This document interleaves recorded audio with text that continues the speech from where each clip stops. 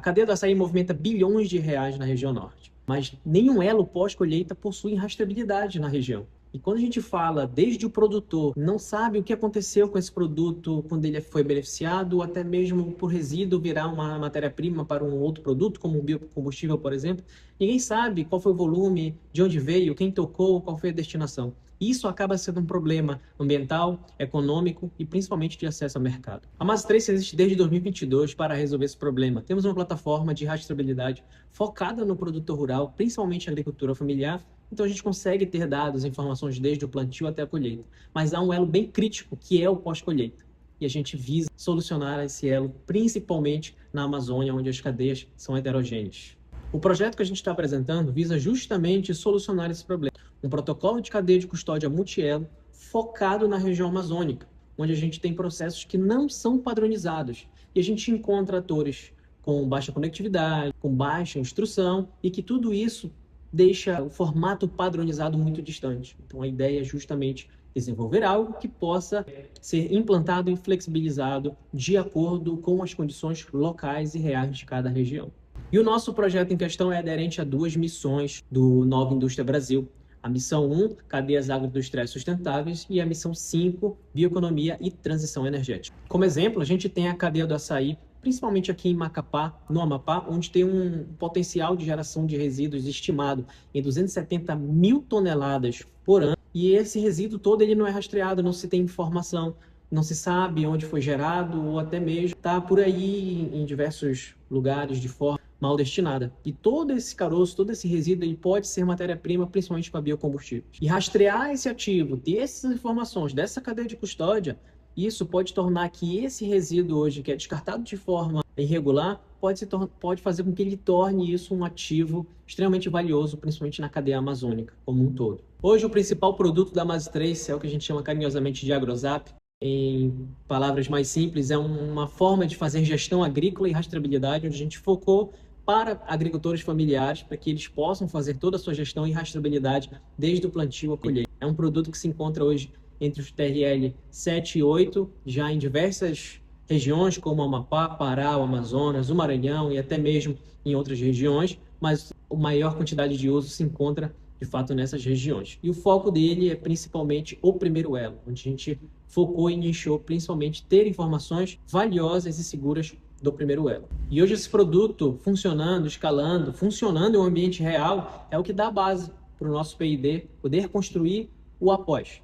Então ele vai dar a base justamente para o pós-colheita a gente conseguir construir elo a elo dessa cadeia de custódia. E além de ter construído uma tecnologia que é focada em produtores da Amazônia, focada na agricultura familiar, a mão de obra para isso, a tecnologia feita para isso, ela é toda interna, ela é toda da Masa 3. A gente não usou nenhuma infraestrutura, não usou nenhuma mão de obra externa. Então, foram feitas por pessoas da Amazônia para pessoas da Amazônia.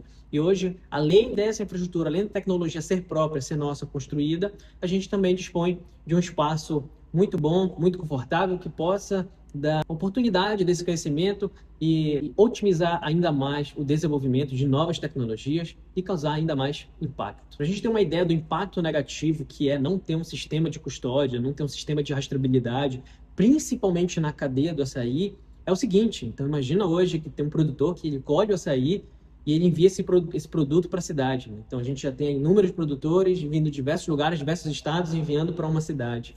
E a gente acaba não tendo nenhum controle sanitário. Depois a gente tem os pequenos beneficiadores. E esses pequenos beneficiadores, eles têm que descartar esse resíduo em algum lugar. Porém, a cidade de Macapá não dispõe de um aterro sanitário adequado para esse descarte. Então, esses resíduos eles acabam indo para os piores lugares. Eles ficam em ruas, eles vão para áreas de ressaca, que acabam trazendo diversos problemas diretamente para população e para a cidade como um todo em infraestrutura. Então a gente tem alagamentos, porque eles estão indo para essas áreas que deveriam ser escape de quando vem a água da chuva, por estar sendo descartado em local inadequado. Isso aumenta as chances de acidentes, de vetores para doenças, e isso aumenta os custos públicos com saúde, com infraestrutura, entre outros. A gente entende que mesmo que se existisse um local adequado para esse descarte, isso haveria um custo.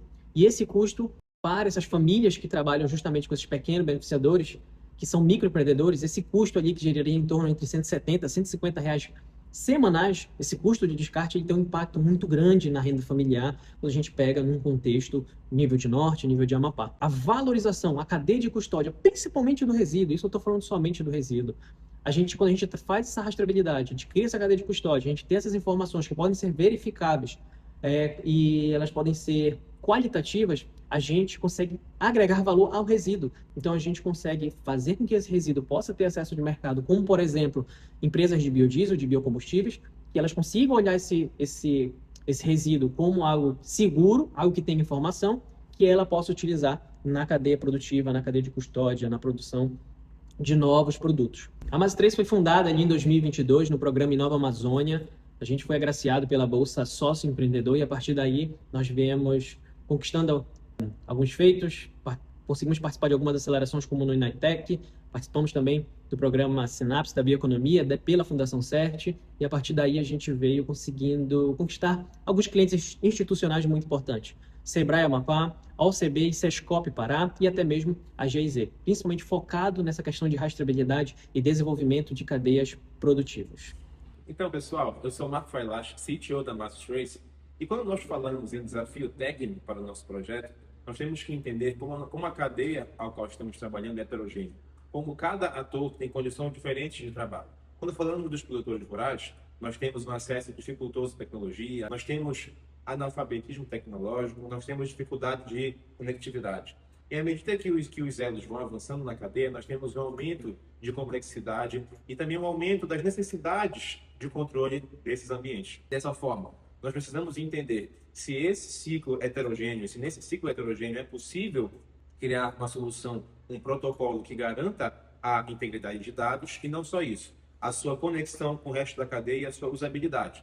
E quando falamos em usabilidade, o desafio é conseguir criar uma arquitetura que seja simples e robusta ao mesmo tempo, que garanta a aderência de uso do produtor rural, bem como a integridade dos dados que ele vai estar gerando. A coordenação técnica do projeto será feita por mim, Marco Failash, que sou mestre em Engenharia Eletrotécnica e de Computadores pela Universidade de Lisboa, já com mais de 10 anos de experiência em desenvolvimento tecnológico.